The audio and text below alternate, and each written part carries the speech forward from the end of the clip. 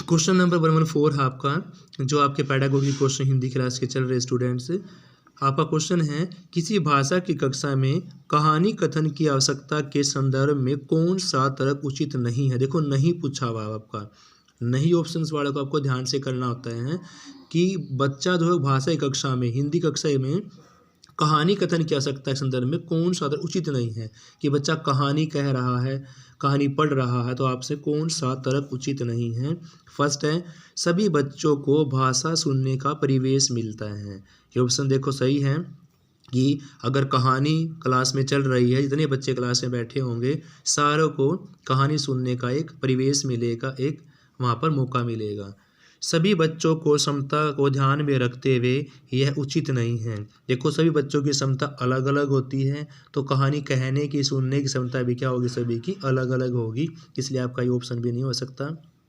तीसरा, बच्चों को शब्द भंडार के विकास के अवसर प्राप्त होते हैं। जब बच्चा कहानी कथन को कहेगा तो कहानी सुनने से उनके शब्द भंडार में वृद्धि होगी। बच्चा नए नए शब्दों को जानेगा, उनका प्रयोग करना सीखेगा, उससे नए वर्ड निकालना सीखेगा, इसलिए आपका ये ऑप्शन भी नहीं हो सकता। देखो नहीं पूछा हुआ है, तो सभी बच्चों की क्षमता के अनुसार कल्पना शक्ति का विकास होगा, ये बात नहीं होगी।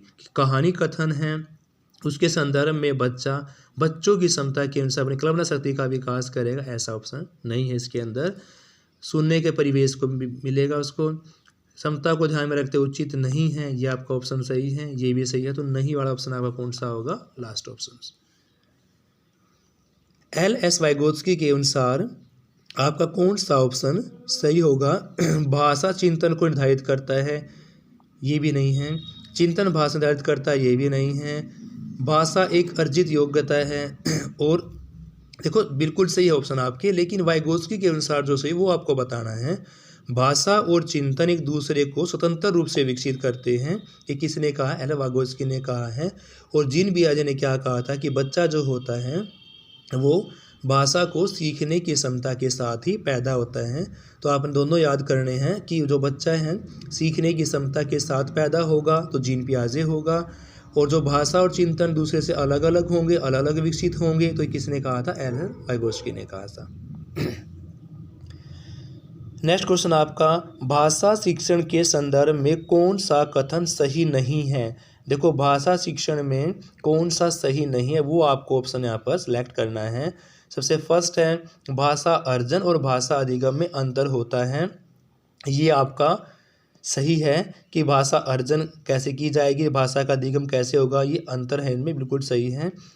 भाषा सीखने में अन्य विषयों का अध्ययन अध्यापन सहायक होता है, बिल्कुल सही है कि जरूरी नहीं है भाषा आपको लैंग्वेज सिखानी, लैंग्वेज भी सीखोगे आप, अन्य विषयों का भी उसमें सम्मिश्रण होना चाहिए।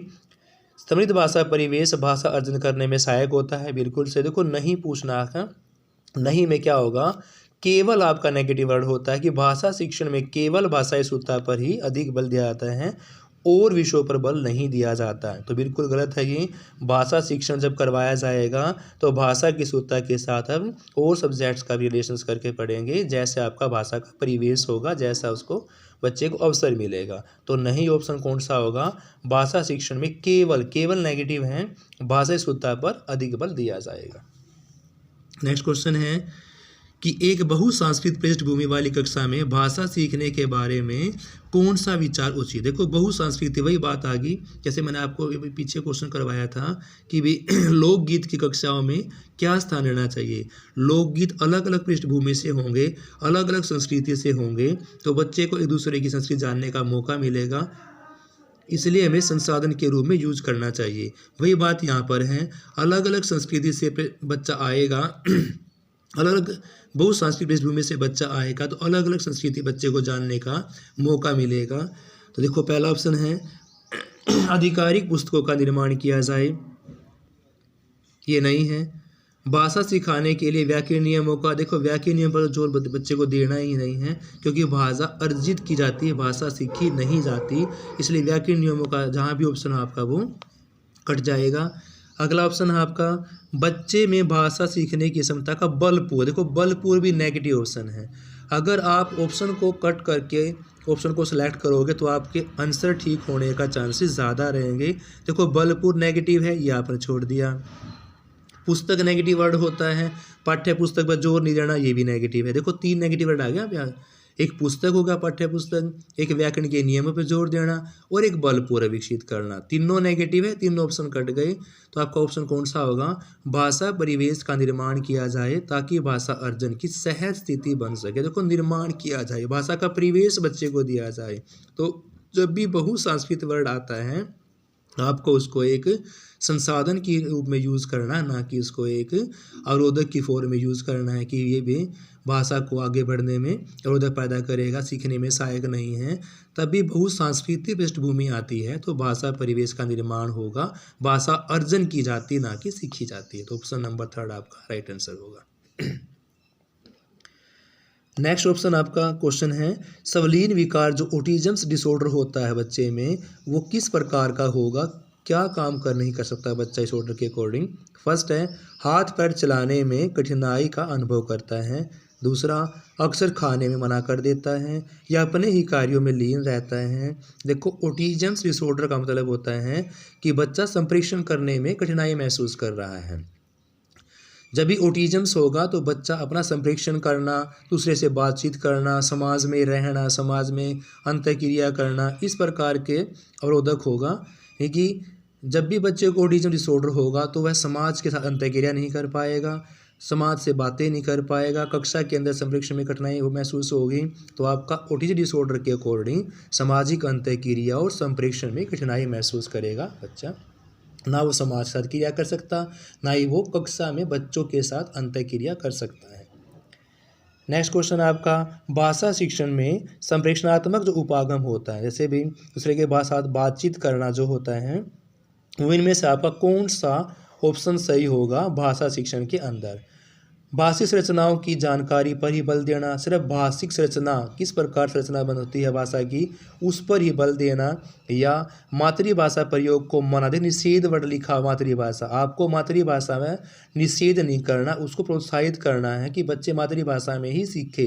क्योंकि समृद्ध भाषा जो परिवेश होता है, बच्चा जिस भी भाषा परिवेश से आएगा उसी मातृभाषा में सीखेगा तो बच्चा जल्दी सीख पाएगा। इसलिए आपका ये निषेध नेगेटिव वर्ड कट हो जाएगा। नेक्स्ट आपका बोलना कौशल पर बल देना। देखो बल देने की बात है, बल देना भी क्या होगा आपका नेगेटिव वर्ड है, निषेध है, बल है, 2 ऑप्शन यहाँ से कट गए। भाषिक संरचनाओं की ही जानकारी पर बल देना, देखो ये भी नेगेटिव है, संरचनाओं पर ही बल देना। इसलिए आपका संदर्भ के अनुसार कि भी भाषा शिक्षण का संप्रेषण जो उपागम होगा वो संदर्भ यानी कि अर्थ को ग्रहण करके भाषा का प्रयोग कुशलता बल दिया जाएगा। तो आपका ऑप्शन ये सही होगा, क्योंकि बच्चा संदर्भ के अकॉर्डिंग पढ़ रहा है, भाषा के अर्थ को जान के पढ़ रहा है, इसलिए आपका ऑप्शन नंबर बी सही होगा।